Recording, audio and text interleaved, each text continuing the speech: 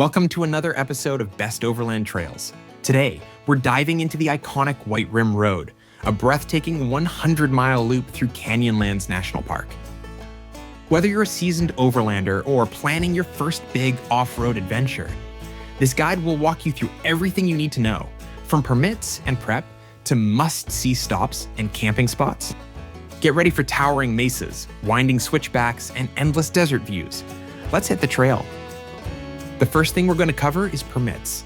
All the regulations and basic information you need can be found on the National Park Service website.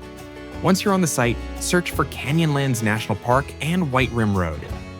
As you can see on the screen, any overnight trip on White Rim Road requires a permit. These permits are obtained through recreation.gov. Pay close attention to the dates when reservations open for specific portions of the calendar. For example, our trip was in May, so we had to make our reservations on November 10th the year prior. It's important to note that each permit allows a maximum of 3 vehicles. When reserving, you'll need to have the license plates for all vehicles in your group ready to enter. If you have more than 3 vehicles, like we did, you'll need to split your permits into smaller groups.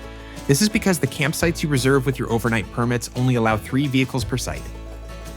Coordinating for larger groups can be a bit tricky.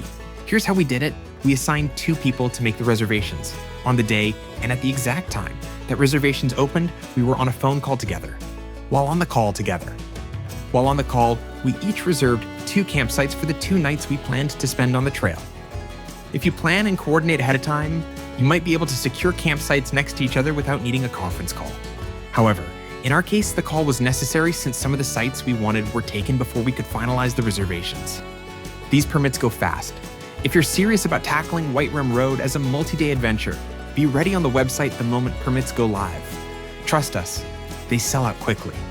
The night before the first day of our permit, we camped at Williams Bottom Campground.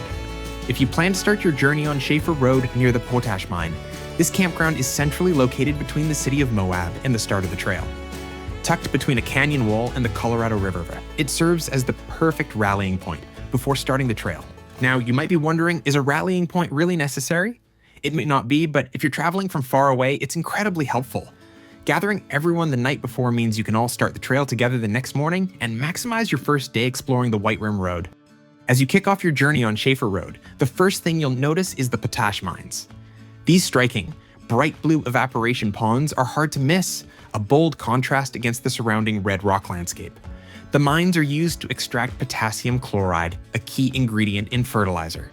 The vibrant color comes from a dye added to the water to speed up the evaporation process. It's a surreal sight, almost otherworldly, and a reminder of how industry and nature intersect in this remote part of Utah.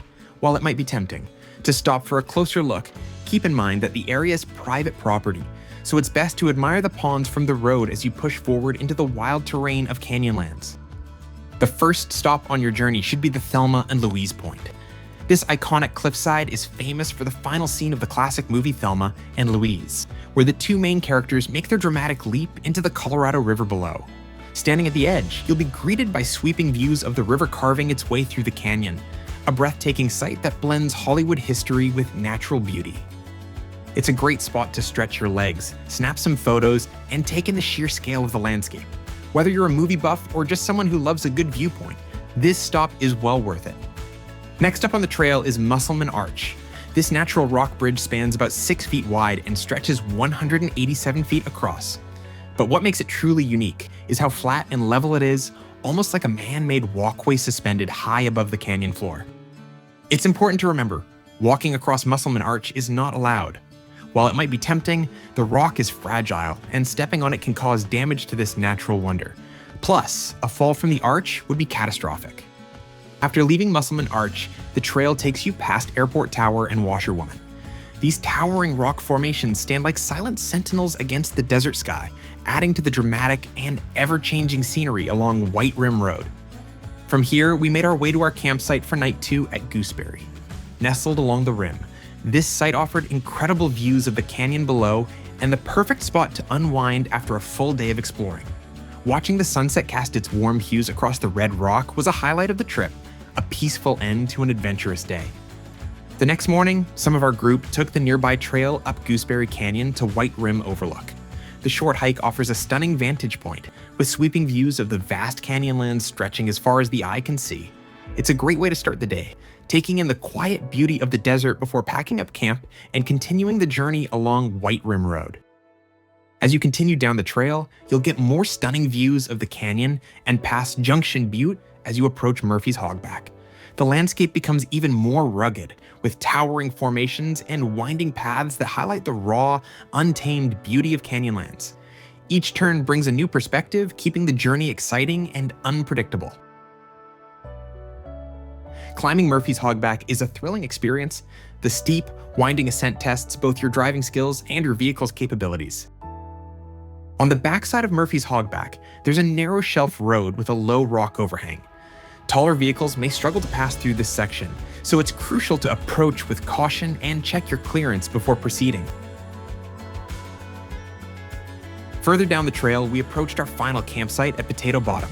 As we got closer, we encountered another narrow shelf road, this one offering up-close views of the Colorado River. The road hugs the canyon wall, with the river just below, creating a dramatic and beautiful drive. Arriving at Potato Bottom felt like a reward after a long day on the trail, the perfect spot to unwind, set up camp, and reflect on the incredible journey through Canyonlands. On the final stretch of your journey, you'll be greeted by more shelf roads and stunning views along the Colorado River. Be especially cautious here, as this section of the trail often has a high number of mountain bikers. Keep your speed in check, stay alert around blind corners, and always yield the right of way.